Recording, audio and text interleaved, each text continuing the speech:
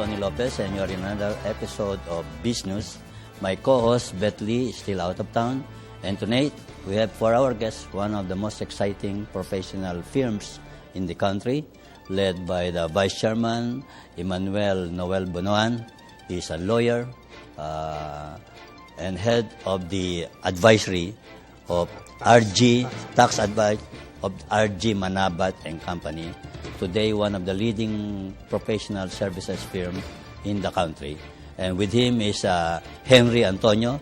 He's head of advisory and human resources.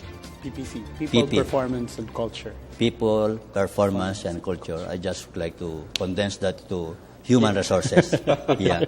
Although I like the culture thing because of the governance and compliance aspects. No? And R.G. Manabat, no? It's a new name basically, and yet it has a buzz already as a brand. Why did you change your name? You used to be KPMG Manabat Philippines.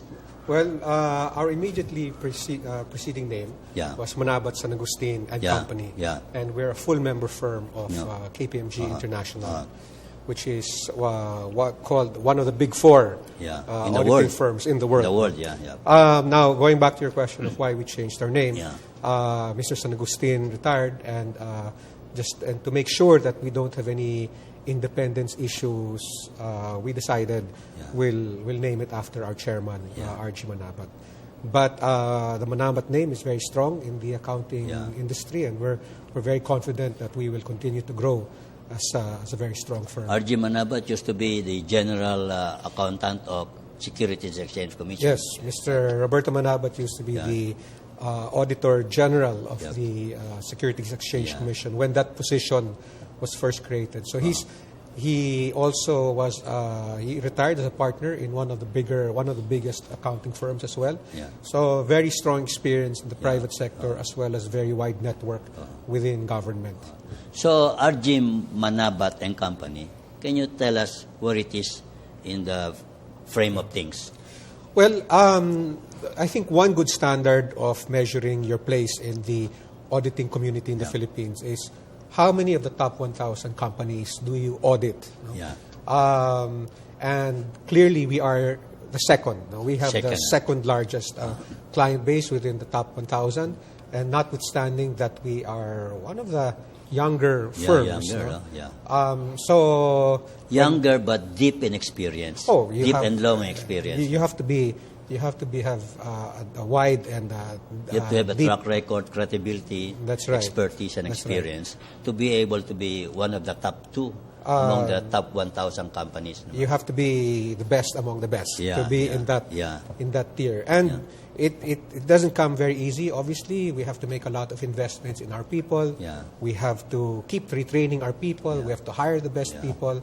And that's because our clients expect so much out of us. I noticed in the last 7 years, you tripled the size of your manpower, no? From 300 to 900. And you doubled the number of your partners. Yes. From 17 to 34. That's industrial secret. Ganun ba? But when Mr. Manabat and I and Henry took over the firm almost 7 years ago, we had a manpower complement of 300 people. Now we are at 900. And I would also have to say that our revenues tripled, because you can't triple people size without tripling revenue. But it's still a very competitive to be able to triple your revenue in 7 years. That means you are very good, very efficient, and profitable. Well, that means that we have to work harder, longer hours than everyone else, and we have to deliver a better product.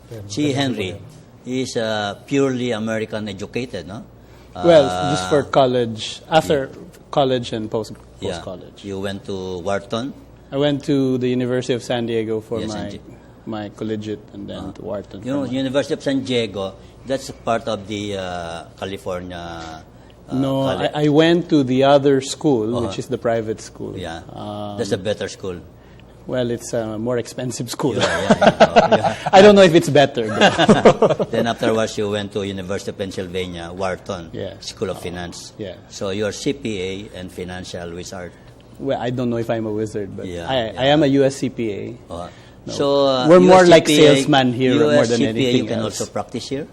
No, because that's why even for our name, we have to have a local partnership name because there are regulatory requirements that the partnership for professional firms have to be local. No? Henry, so as for, a partner, for me, I can't be what do you bring to the firm? Well, as a partner, my task, particularly in advisory, is to make sure that we make ourselves present within the business community to support them in their transactions, to support them in terms of building their business, and really using our experience to try to bridge the necessary resources in order to continue the growth and development of corporations. Pero galing ka na sa abroad, why did you join R.G. Manabat? What attracted you to it? Well, it was a long story. I've always wanted to be back in the Philippines because there's You were no away place for like a while, home. for how many years? More than 16 years. 16 years, half a generation. But I'm still a Filipino citizen. Yeah. As I told you a while So, ago. did Noel convince you? Or you We actually didn't like each other the first time we met. Now we Truth have to no be told. choice but to like each other. Yeah. Maganda yan. At least there's a balance of tension. No. We're actually we didn't like each other the first time, and then when we started prior to KPMG, we were actually together already. Yeah. When we started together, we started pushing to get business. We just had a rhythm of how we do things. So there's quite a bit of professional respect going on. Yeah. I like that, professional respect. Because if you don't have professional respect, you won't get clients. Diba? Clients will notice if there's a problem within your organization. Respect and awe, not necessarily fear. Diba? No. So, what do you bring to the firm? My question. Well, I manage the whole breadth of advisory services. Pag sinabi bang advisory, ano na yan, Henry? Essentially, it's consulting. No? Consulting, so, right now, the biggest buzz is really in terms of growing the economy, and therefore there's a lot of foreign direct investments coming in. A lot of our tycoons and taipans are really looking for opportunities to grow. So the main thrust for us is to essentially help these individuals and companies to find opportunities in the marketplace, look for partners, look for funding, help them restructure their companies to be more efficient. So those are the kinds of things. In effect, you are the entrepreneur, diba? You need also to be the entrepreneur to be able to advise very well, diba? You have to be a bit more creative. And Noel, the firm is involved in so many companies that are large, no? Especially utilities. Yes. Telecom ba? Meron? Telecom? We Petroleum? We do have a lot of energy companies. We are very strong in financial services. Manufacturing. But we'd like to think that we cut across the entire breadth of the Philippine economy. Kasi you have two of the three biggest oil companies, no? You have the number one independent oil producer. We have Petron and Total are our clients. Then you have Manila Electric Company. We do some work for them. We do some advisory work. Very exciting we're people to work discussing with. Professional services, tax, audit, and advisory. Stay with us.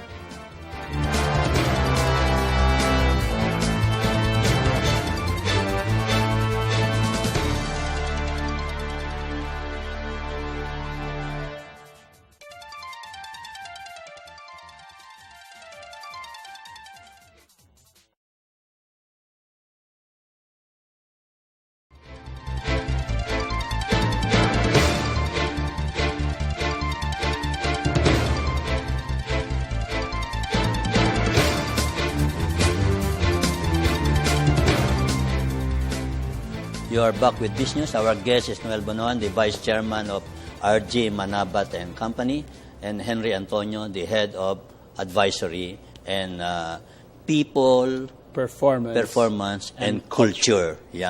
I like the culture thing. No? Ano bang ibig sabihin yan? Well, culture of excellence, usually sinasabi, no? Culture of governance. Yes. For us, it really encompasses the value proposition of what our people will bring. We want to think of ourselves as a people company. Firstly. And therefore, it's very important to us that our people are well taken care of. Not just basically by compensating them, but by making sure that they grow with us, they learn our values, and then they essentially impart that in the marketplace. Usually kasi, Henry, if you are a young CPA, in the top 10 in the board or in the class, graduating class, papasok sa kanyo kasi you have the name, the brand, and of course the bragging rights. Kaya lang kinakawawa sila, no? They are underpaid, made to work up to 20 hours a day. How is the culture there? Exactly like that. I don't apologize for the fact that a lot of our young people work very hard. Because partly the culture in our firm is really to develop that kind of work ethic. At the same time, we're not just purely, I would like to think that we're also a training ground for a lot of these young people. And so they, in a very short period of time, they develop quite an acumen in terms of understanding business, industry, networking, developing relationship at very, very early stage, which is sort of like an investment. That kind of initiation is like the military equivalent of hazing, di ba? Kailangan mahirapan ka para magkaroon ka ng disiplina, you absorb knowledge, and you develop a culture of working hard and doing it excellently, di ba? So, parang namang Navy SEAL man lang. Navy SEAL. Hindi naman SWAT. Navy. Navy SEAL. Navy SEAL, that's the one that captured Osama bin Laden and buried him at sea. So, ngayon, you are handling sort of the economy through the private sector. No? Ano bang mga boom areas ng economy? Sabi nila, Philippines has plenty of money. Well, one thing that we're very clear with our clients now is competitiveness. I think you're aware that by 2015, the ASEAN Economic Community will finally come into play. And when it's the ASEAN a market of what, 600 million ba? That's right. And over $1 trillion worth of trade. No? That will make us number one, the larger.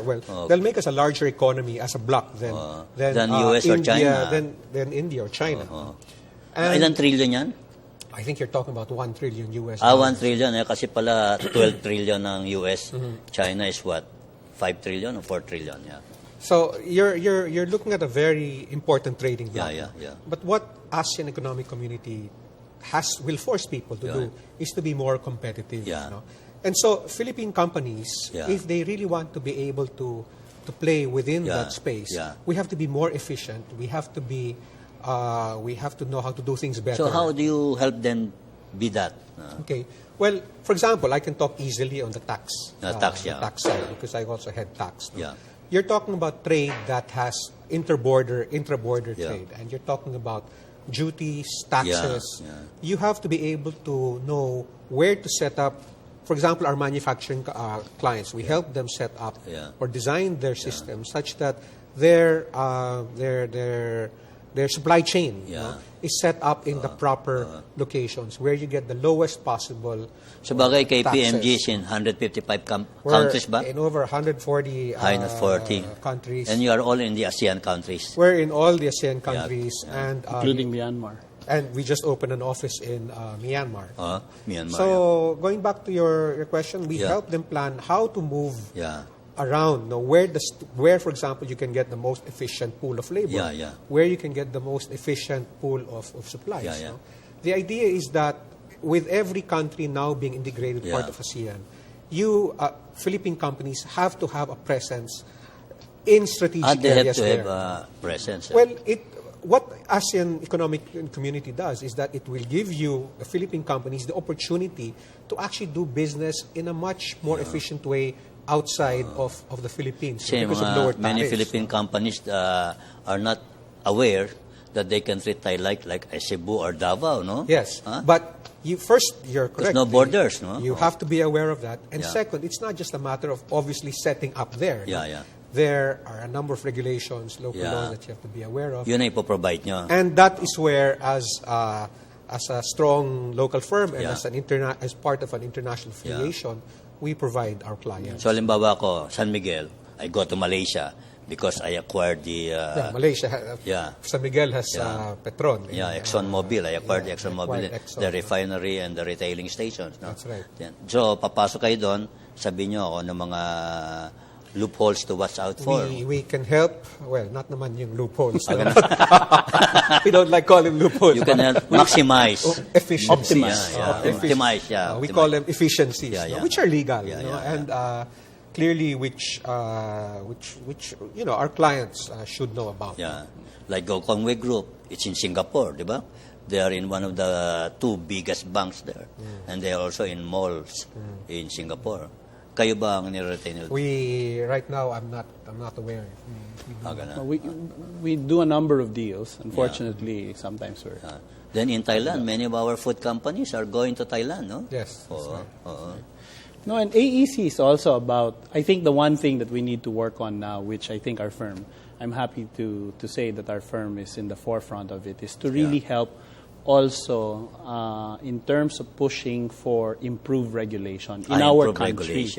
Because the problem is... But hindi synchronize ang regulations. Because we need to align with our neighbors. No? For example, I can give you a very clear example. In insurance, we're highly...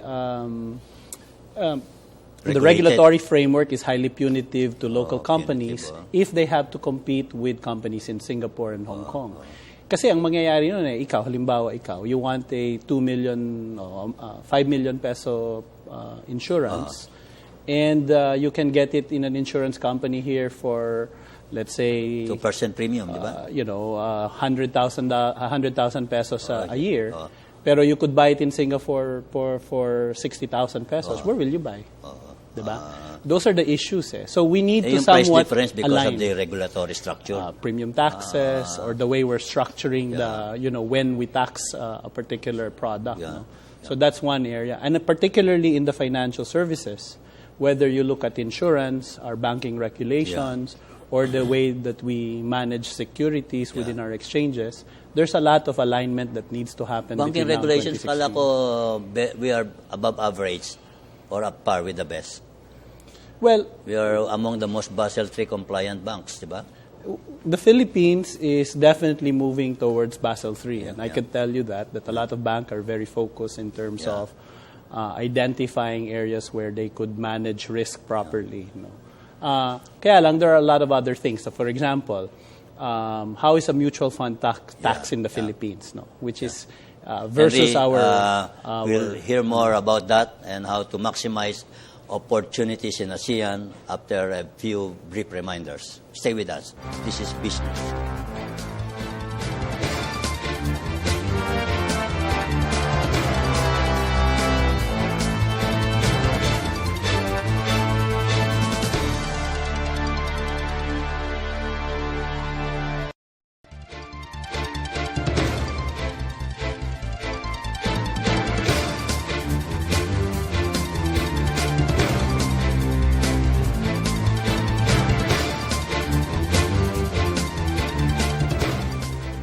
You're back with BizNews, and our guest is Noel Bonoan, the Vice Chairman of R.G. Manabat, and partner Henry Antonio.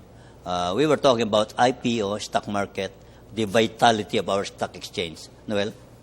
Well, as I said, a number of companies are looking at revisiting their plans that they shelved last year to list on the IPO. And we're already, in fact, looking at seeing that a number of real estate companies would want to be setting up, doing IPOs. And that's not surprising. You have the BPO business that is coming in, and they need floor space. They need real estate space. They're the biggest demand now for office space, no? Yeah. Well, there's the demand right now. If I was looking at some projections, the demand is outstripping the supply, and that's very evident.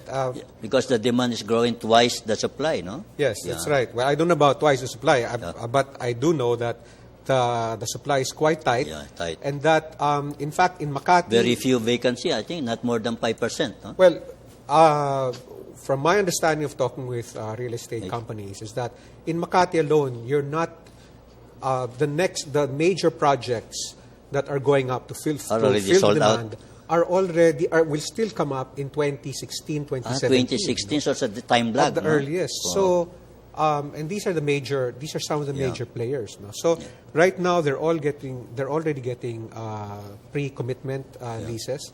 But until then, you will have a tight supply office space for of BPO space. and call centers, no? That's right. O kung saan na sila napapadpad, sa probinsya, minsan sa ibabaw ng palengke, nandun sila, basta may telephone system na medyo reliable, no? So, businesses has been good. No? This economy has been doing very well. That business is very good. And that's why you are prospering and you rose to the top in no time at all. Well, I'd like to think that we rose to the top also because we work hard. Yeah, we work.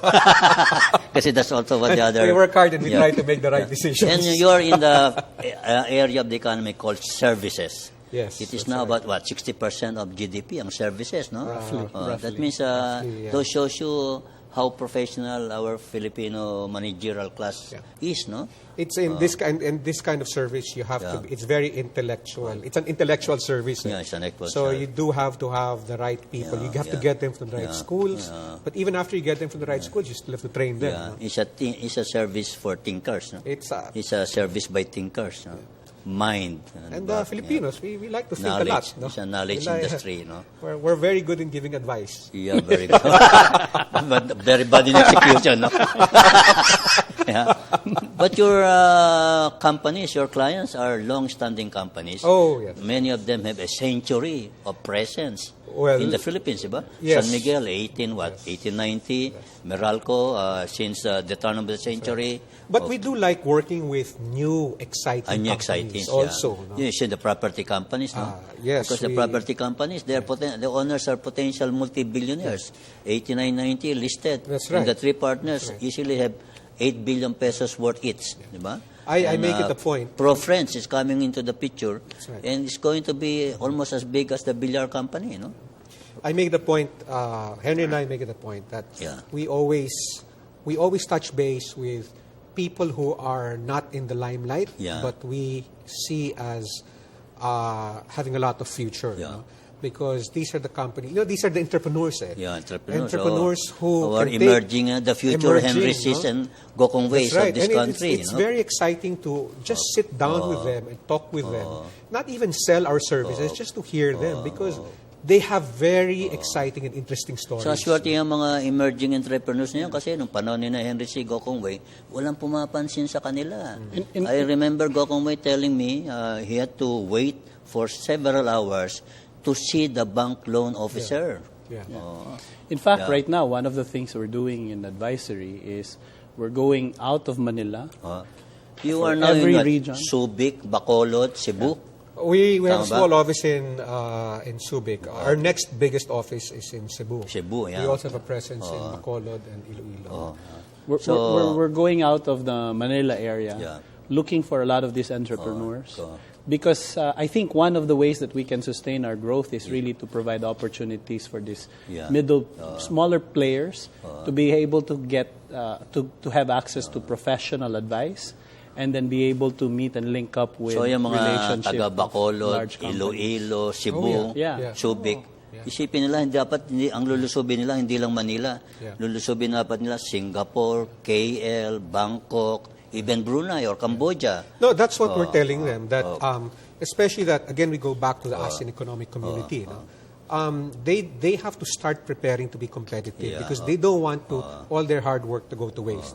It's I like talking with these guys because they have a different mindset. Paano different, Noel? They're very entrepreneurial. Malakas ang loob. Malakas ang loob. Creative. They are able to spot opportunities which maybe I can't even. And another thing is that they are so low-key. If you saw them on the street, you won't think that this guy is a billionaire. But he has a lot of good ideas. And you learn a lot from them. Denis lang, saka loafer. Saka t-shirt na lakot. But when they start talking business strategy, they have a lot to teach educated us as well. Educated? Some of the guys, of course, a lot of them are educated, but some of the second guys... generation, hindi? Well, one guy I talked to, he was, of course, I won't mention his name, but he had traveled from school to school in college. But now he runs a very successful construction company. Si Injap siya is a dropout, no? Started from the parking lot. Well, I don't know if he's a dropout. He's a good friend of mine, for one thing. He started from the parking lot because that was the space available for his Mang Inasal. Well, and in less than 10 years, he became worth 5 billion. In Jap, we took, who's a very good friend of ours. Kasama sa mga hinanhold nyo. We actually, in Jap's companies we audit, he's a very valuable client, but before he became a household name, we were already... Inalagaan niyo siya. We were already... Pero Noel, how do you capture these people while they're, kumbaga sa kumbaga sa beauty contest, nasa ano pa lang sila. You have to take a bet on them. Take a bet. You have to take a bet on them. But not just that, as I said. Bagay, ang special sa mga specialties nyo, risk-taking. Di ba? No, but as I said, these guys have very interesting stories. Take Injap. No. You know, he started out putting up a hotel. Then he started doing all his chicken business. His strategy was to grow the business, and eventually, once he had that value, he sells it to the biggest food service company in the Philippines. Although honestly, I think he would have been able to buy Jollibee itself. Had he just waited. I'll tell him that. I'll show him your show. Tell him. He's a friend of mine. Okay. Now he's no community malls, and he's tied up into the big names. Carlos Chan for Jayco and the hotel, Henry C for community malls. So, maraming yan. There are hundreds of them in the countryside. There are a lot, and we're discovering them. It's always an exchange of ideas with them. They like to hear our thoughts. We like to hear their thoughts as well. So, yung mga entrepreneurs out there in the countryside, you need advisory, the best in the business. Look for Noel and Henry here. We want to meet them. We want to definitely meet them. Pero huwag niyo naman silang singilin na. No, I think you look at potential rather than current reality. I will tell you, Tony, I think that the distinguishing thing about us in KPMG is that, and you could ask our clients, is that although we will make money because we are in the business of making money, at the same time, I would like to think that we're helping our clients. And we're really serious about helping. We will know more about R.G, Manabat and Company after this short message from our sponsors. Stay with us. This is BizNews.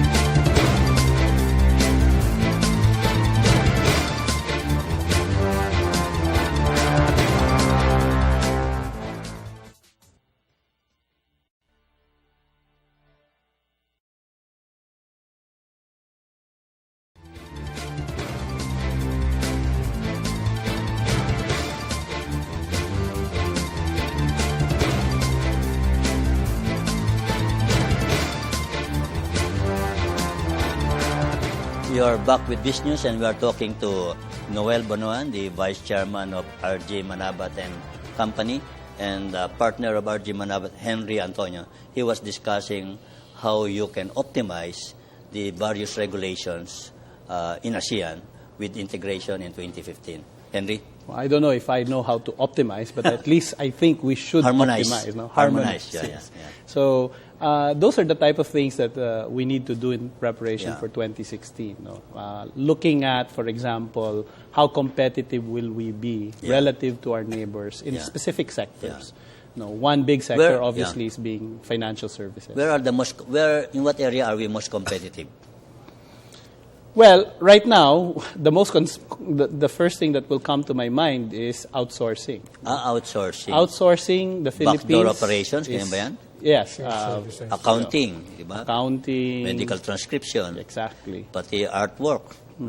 I was just talking to Gigi Virata, who's one of the executive directors of BPO, BPAP. Call centers. And I think we're up to about 9% of GDP now is contributed by outsourcing business. Outsourcing, And recently I've had some clients 9%, come that's here. big. Our GDP is about 12 trillion. And 9%, that means 1 trillion Apparently, pesos. That's how big we are. From outsourcing. Business and we're bigger than India in terms of at least voice. And slowly creeping in terms of the other services.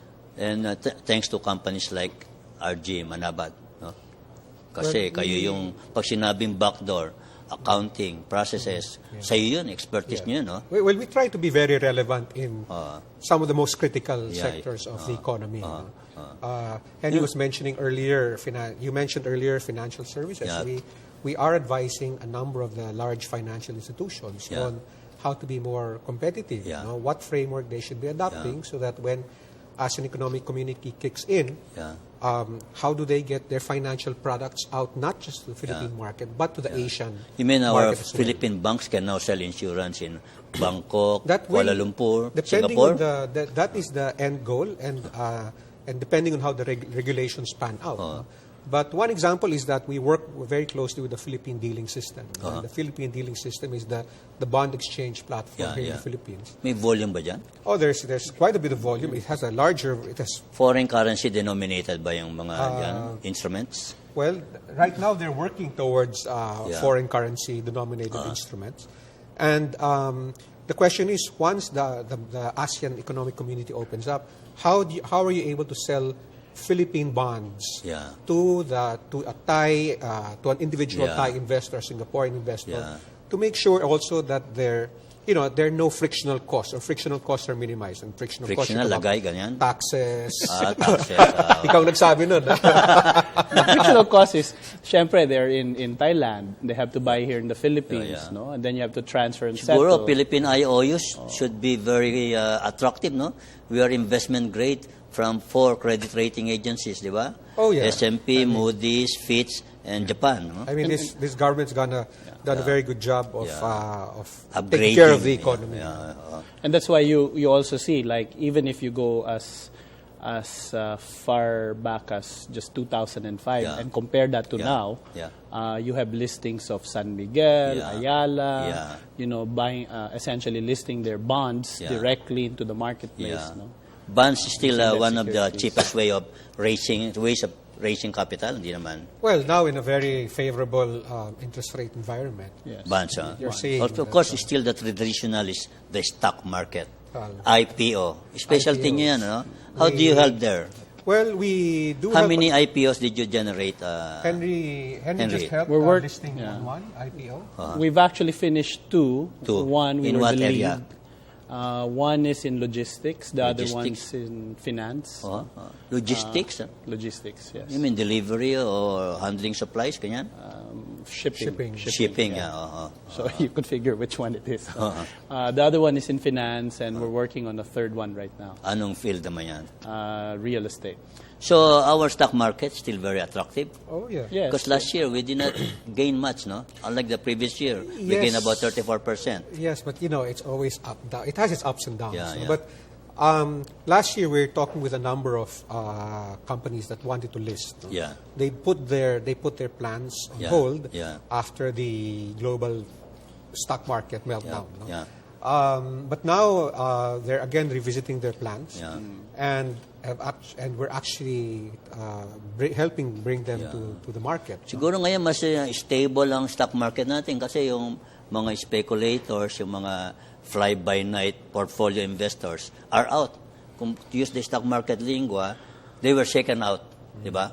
So ang natira lang parang tunay na investors. Well, there's a little bit of nervousness still, because the U.S. economy is starting to grow, so a lot of the institutional players are going back to the U.S. No, so there's a little nervousness na mawawala tayo sa picture. But judging from some of the earnings reported, like Ayala Land just reported 30%, almost 30%. 30%, no? If that continues, I think that will propel us to another, to extend the bull run furthermore. No? Kasi ang nangyari, yung mga excess cash na galing sa Amerika, dito muna pumarada, tumaya sa mga issues na listed in the stock exchange, kumita naman sila ng todo. Tapos ngayon, tumaas ang interest rate sa Amerika, balik na sila doon kasi mas at home sila doon, saka mas secure. Ika nga. Pero ngayon, our Philippines really is one of the best places now. Performing. Place, PLAYS, and best places, diba? To park your investable funds or savings. Kasi the fundamentals are there, 100 million people, 12th largest consumer market in the world, economy that is growing at 7%. Right? And you name the a very industry. good managerial pool and a large labor pool that is English speaking, easy to train, flexible, creative, innovative, and mapagkalinga, caring, di ba? I think we have to do a better job at messaging what the Philippines projecting, are doing. Yes. Projecting. Because, for example, I have a client who was here last week, from the U.S. U.S. bank, and they were interviewing one of the banking operations here who had an outsourcing. And this foreigner who was managing this big outsourcing outfit, I can't mention their name, was just really going over and over how good the Filipinos were. And so the American, after the meeting, was very, very convinced that this is the place where they should set up. In fact, Citibank, this is the training place of Citibank for its bankers, no? We have among the best bankers in the world, the Filipinos, di ba? We also have the best stock market managers. Our Philippine Stock Exchange is considered the best in Asia, ba? It's considered a very active market.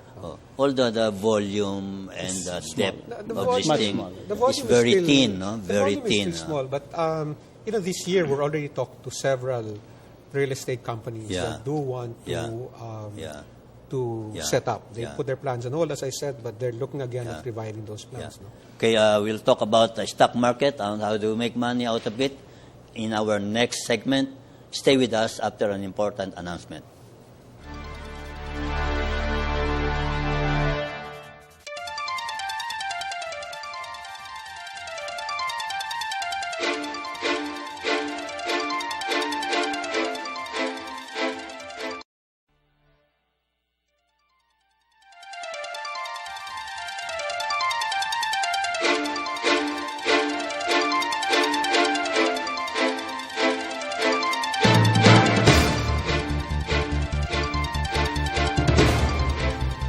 This is BizNews, and our guest is Noel Bonoan and Henry Antonio. They own or manage one of the largest professional services firms in this country, R.G. Manabat. So, Noel, moving forward, how do you see the horizon? How many in-depth are we going to develop? Well, we're very optimistic about the Philippine economy, for one. Yeah. Clearly, the economic program, coupled with the good governance program of the administration, has helped. No? But aside from that, you're talking also about a very entrepreneurial class of people. We are in touch with a lot of them. A number of them are asking us to even help plan over a 5-year horizon. What should their capital raising exercises be? Should they do it by debt? Should they go to the stock market? Everyone wants to go to the stock market, because it broadens their base. It's sexy. It helps their brand. But it also gives them an exit. No? So we help our clients. We help our clients even from a 5-year horizon. And even before that, we're already telling them, in the next 5 years, this is what you should be doing.